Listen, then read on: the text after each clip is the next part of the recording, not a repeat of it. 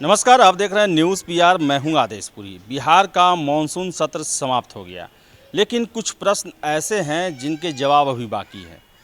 और ये प्रश्न है कि आखिर विधानसभा में 23 मार्च को पुलिस किसके आदेश पर पहुंची? आखिर मुख्यमंत्री नीतीश कुमार क्यों 3 विश्वविद्यालय जो नए स्थापित हो रहे हैं उसके चांसलर खुद को बन गए हैं, जबकि राज्यपाल को ये ज़्यादातर पद जो है, ज़्यादातर क्या, हमेशा के लिए उन्हीं को दिया जाता है चांसलर का पद। तो नया परिपाटी शुरू हुआ है, इसी को लेकर हम बात करेंगे। डुमरांव के विधायक हैं अजीत कुशवाहा जी, इनसे। सर, मानसून सत्र शुरू खत्म हो गया, लेकिन इसमें मुद्दा छाया रहा कि 23 मार्च को आखिर पुलिस जो पहुंची, किसके कहने पर पहुंची और कार्रवाई के नाम पर 2 सिपाही को सस्पेंड किया गया। आखिर किसके आदेश पर पहुंची, अब लोग जानना चाहते हैं। आपको क्या लगता है? ये 23 मार्च को जो घटना घटी थी वो उसने बिहार ही नहीं बल्कि देश के जो लोकतांत्रिक व्यवस्था है उसको शर्मसार किया था। और ये दुनिया भर में ये बातें गई थी कि बिहार के अंदर जो है, बिहार की जो सरकार है वो लोकतांत्रिक आवाज़ों का दमन कर देना चाहती है, उसका गला घोट देना चाहती है। और तो इसलिए, और हम लोग चूँकि पूरा विपक्ष जो है वो लोकतंत्र को बचाने की लड़ाई लड़ रहा है लगातार, चाहे वो छात्रों पर लाठीचार्ज हो या किसी भी आंदोलन करने वालों के लोकतांत्रिक अधिकारों पर हमले हो रहे हैं, तो उसके सवाल पे हम लोग सदन में लड़ते हैं। लेकिन यहाँ तो सदन के अंदर ही जो हम सवाल उठाते हैं जनता का, उन्हीं का आवाज़ जो है दबा देने की कोशिश हुई। एक बिल आया था, बिहार विशेष सशस्त्र पुलिस अधिनियम, उसका हम लोग विरोध कर रहे थे। स्वाभाविक था हमारा विरोध, हमारा कारण था, उस समय हमने बताया भी था। लेकिन सरकार को पता नहीं क्या जिद था, क्या ईगो था, मतलब किस सरकार इतना एरोगेंट क्यों हो गई इस सवाल को लेकर के, ये बात अभी भी समझ से परे है। तो आप जो कह रहे हैं कि पुलिस कैसे बुलाई गई, तो स्वाभाविक तौर पे जो पूरा विधानसभा है और जो सरकार है और माननीय अध्यक्ष महोदय हैं, उन्हीं के आदेश पर आया होगा। पिछले दिनों जब बहस हुआ, हम लोगों ने साफ तौर पे ये सवाल उठाया कि जब तक दंडित नहीं होते दोषी लोग, तब तक जो है हम लोग विधानसभा का बहिष्कार करेंगे। तो माननीय अध्यक्ष महोदय ने सबको बुला करके तय हुआ कि इस पर डिबेट किया जाएगा। जब डिबेट हुआ तो सरकार की तरफ से बयान देते हुए संसदीय कार्य मंत्री विजय कुमार चौधरी ने कहा कि इसमें सरकार कहीं से दोषी नहीं है, जो भी है उन्होंने सारा दोष अध्यक्ष महोदय पर मढ़ दिया। हमने कहा कि इतना बड़ा फैसला अध्यक्ष महोदय नहीं ले सकते हैं, इसमें आपकी मतलब आप इसमें जुड़े हुए हैं, बिना आपकी सहमति से ऐसा नहीं हुआ है। और बिहार की जनता इस बात को समझ रही है कि नीतीश कुमार जी लगातार, चूँकि देखिए वो अभी कल ही वार्ड सचिवों का प्रदर्शन है, लाठी चला, मतलब एक समय था जब लोग आंदोलन करते थे तो अफसर जाके प्रेम से बात करते थे और प्रतिनिधि मंडल ले जाकर के संबंधित विभाग में मंत्री से, ऑफिसर से मिलवाते थे। आज क्या है, आज सीधे लाठी लेके पहुंचते हैं और सीधे आंदोलनकारियों पे हमला होता है। तो मतलब यही है कि जो भी आवाज़ उठ रहे हैं, चाहे सदन के अंदर उठे या बाहर उठे, नीतीश कुमार की सरकार उसे जबरन दबा देने की फिराक में रहती है। तो उसी को दबाने के लिए नीतीश कुमार के इशारे पर हम लोग समझते हैं कि सीधे बिहार सरकार नीतीश कुमार के इशारे पर पुलिस बुलाई गई थी और पुलिस वहां आकर के इंटेंशनली पहचान करके विपक्षी सदस्यों को खींच करके मार रहे थे। और निश्चित तौर पे यह बात आपकी सही है कि खाना पूर्ति हुई है, मात्र 2 लोगों को, सिपाही को केवल के उस पर दोषी माना गया, जबकि डीएम और एसएसपी भी वहाँ मौजूद थे। हाँ, तो सिर्फ 2 को सस्पेंड किया गया, जो कि गलत है। और हमने ये कहा भी कि ये जो कार्रवाई हुई है उससे हम लोग संतुष्ट नहीं हैं। तो अध्यक्ष महोदय ने हम लोग को आश्वस्त किया है कि बहुत जल्द जो है पूरे मामले की जांच करके अधिकारियों पर भी कार्रवाई होगी। तो ये आश्वस्त किया है। इसके बाद सदन जो है क्या लगता है इस पर कुछ होगा? अब देखिए अब क्या होता है। हम लोगों को तो बहुत उम्मीदें नहीं है, लेकिन लोग कहते हैं ना कि उम्मीद पर दुनिया कायम है, तो हमने भी उम्मीद किया है। चलिए, कहीं उनको शायद अकल आ जाए और वो दोषी अधिकारियों पर कार्रवाई करें। हम तो उम्मीद ज़रूर रखे हुए हैं और हम चाहते भी हैं। और कार्रवाई करना, जवाबदेही जरूरी सिर्फ हमारे लिए नहीं है कि हम मारे गए हैं, ये जरूरी बिहार के लिए है, बिहार और दुनिया भर की जनता के लिए है, जो इस बात को समझ रही है कि बिहार के अंदर लोकतंत्र को खत्म हो गया है। अगर लोकतंत्र में फिर से पुनः विश्वास विपक्षी दलों के साथ बिहार की जनता का बहाल कराना चाहते हैं नीतीश कुमार, तो उनको कार्रवाई करना ही होगा, तब जाकर के सबका विश्वास जो है लोकतंत्र में बढ़ेगा।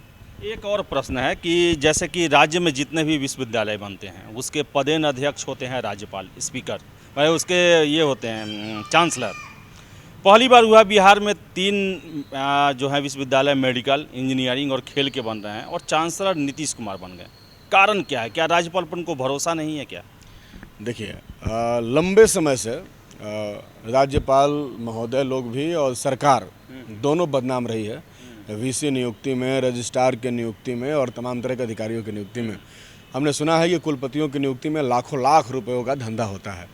हो सकता है कि इधर राज्यपाल नीतीश कुमार को हिस्सा नहीं दे रहे हों बिहार के विश्वविद्यालयों में, तो नीतीश कुमार को हिस्सा तो दे नहीं रहे हैं, इसलिए उनको तो अभी इस विश्वविद्यालय के कुलाधिपति से नहीं हटा सकते थे, इसलिए खुद है नया विश्वविद्यालय बन करके कुलपति हो गए, कुलाधिपति हो गए। क्या आपको लगता है विधायक जी कि अगर मेडिकल कॉलेज का वो वीसी बनते हैं तो आने वाले भविष्य में जिस तरह भी इंटर कॉलेज और ग्रेजुएशन के जो यूनिवर्स कॉलेज हैं वो 2-2 रूम में चलते हैं, क्या उस तरह भी मेडिकल कॉलेज चलेंगे बिहार में और केवल पैसा बनाने का इससे काम किया जाए? नहीं, ये तो बात स्पष्ट है। हम लोगों ने इस बिल का विरोध किया। हम लोग जो भी जनहित में बिल होते हैं, जनता के खिलाफ जो भी बिल होते हैं उसका हम विरोध करते हैं। आपको पता होगा कि इस पर वोटिंग हुआ विधानसभा में इसी बार इस बिल का हमने विरोध किया। हमने कहा कि भाई परिपाटी रही है, गवर्नर जो है एक बहुत बड़ा पद होता है, पढ़े लिखे लोग, इंटेलेक्चुअल लोगों को भी गवर्नर बनाया जाता है। हालांकि मौजूदा बीजेपी सरकार बहुत अजीबोगरीब लोगों को जो है गवर्नर बना दे रही है, जो कि गवर्नर बहुत बड़ा पद है, बहुत सम्मानजनक पद है और हम किसी को भी बनाया जा सकता है, उसके लिए ये जरूरी नहीं है। तो हम लोग समझते थे कि गवर्नर ही कुलाधिपति होते हैं, तो हमने इसका विरोध किया कि नीतीश कुमार मुख्यमंत्री क्यों, राज्यपाल ही कुलाधिपति हों। लेकिन इसको वोटिंग करा करके हमारे जो मांग है उसको खारिज कर दिया गया। निश्चित तौर पे 2, 4, 5 लोग 10 लोग ज़्यादा हैं गठबंधन से, तो उनने अपना वोटिंग करा करके कैंसिल करा दिया। फिर भी हम इस बात को मानते हैं कि कुलाधिपति राज्यपाल को ही होना चाहिए। लेकिन ये बात स्पष्ट है कि हमको लग रहा है कि मुख्यमंत्री को हिस्सा नहीं मिल रहा होगा इस दौर में, क्योंकि जो गवर्नर है वो तो बीजेपी कोटे से आते हैं।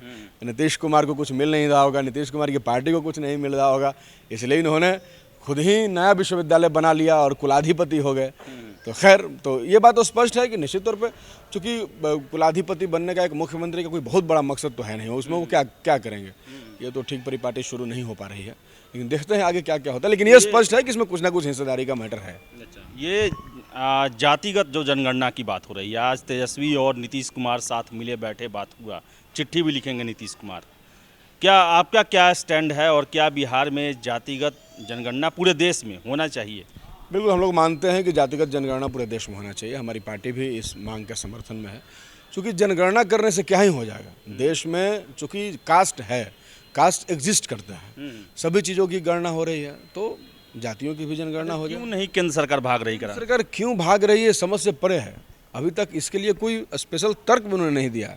वो सिर्फ यही कह रहे हैं कि हम नहीं कराएंगे। वो तर्क भी देते हैं कि क्यों नहीं कराना चाहते हैं, तब बात हम लोग को समझ में आता है। लेकिन वो तर्क दे नहीं रहे हैं, उनके तर्क में कोई उस तरीके का दम दिख नहीं रहा है। लेकिन हमारा जो तर्क है उसमें दम है, तो इसलिए हम लोग चाहते हैं कि जातिगत जनगणना हो, ताकि पता चले कि हमारे देश में क्या स्थिति है।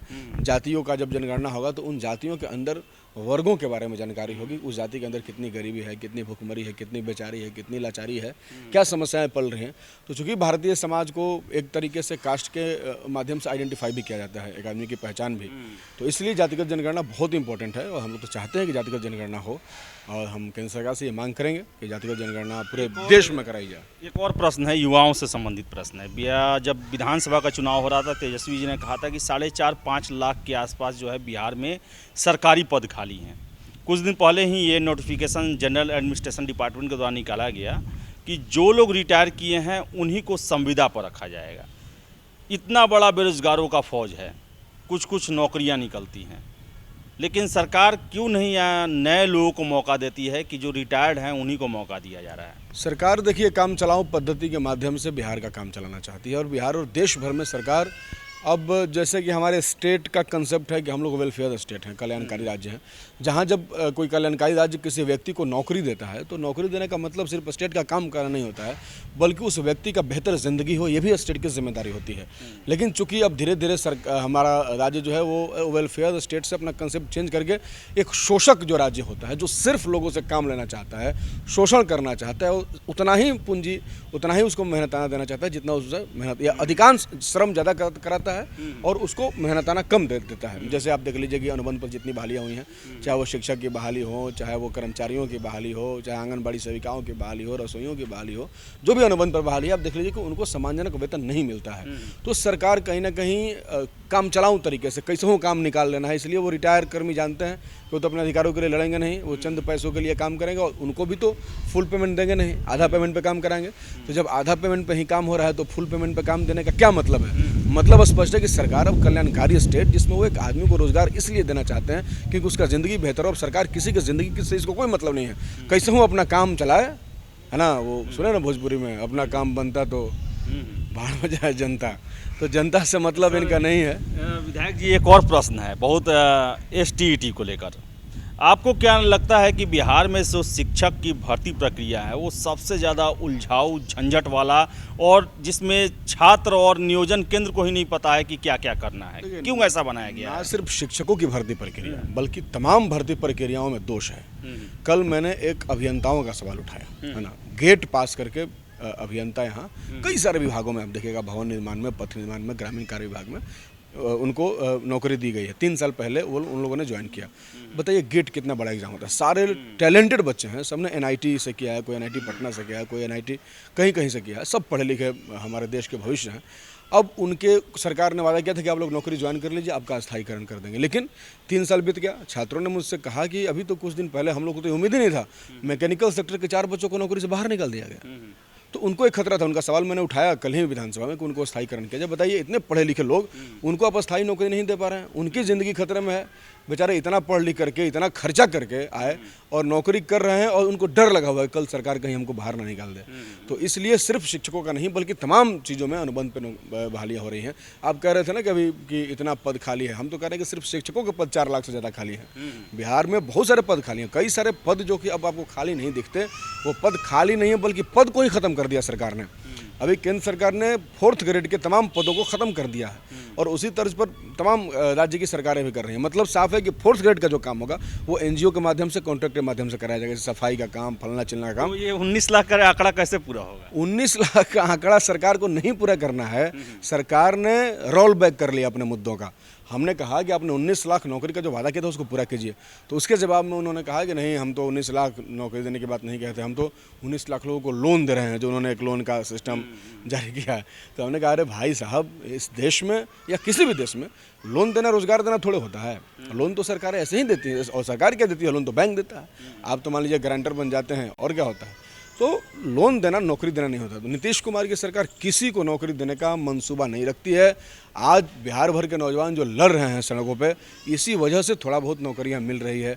अगर वो लड़ाई छोड़ देंगे तो साफ उनको नौकरी से छांट दिया जाएगा और तमाम चीज़ों को NGO के अंडर में कर दिया जाएगा, तमाम चीज़ों को कॉन्ट्रैक्टर्स के अंदर में कर दिया जाएगा और हम सब लोग को एक तरीके से बिहार के नौजवानों को गुलाम, रोजगार मतलब सरकारी सेवक नहीं कहे जाएंगे, वो एक गुलाम की तरह ट्रीट करेंगे। गुलाम होता है ना, जिसे जब चाहिए लात मार के बाहर कर दीजिए, जब चाहिए उसको निकाल दीजिए। तो इस तरीके की स्थिति बताइए। हम आपसे कह रहे हैं कि इंजीनियरों की यह हालत है। इंजीनियर जबकि जो कि समाज में मतलब होता है ना भाई, इंजीनियर फलाना इंजीनियर साहब हवन, तो उनका ये स्थिति है। तो बहुत बुरा हाल है बिहार का। तो ये थे डुमरांव के विधायक जी, जिन्होंने अपनी बातों को रखा और इनका साफ कहना है कि नीतीश कुमार का इरादा जो है वो युवाओं के लिए या बिहार वासियों के लिए सकारात्मक नहीं है बल्कि नकारात्मक है। तो बहुत बहुत धन्यवाद।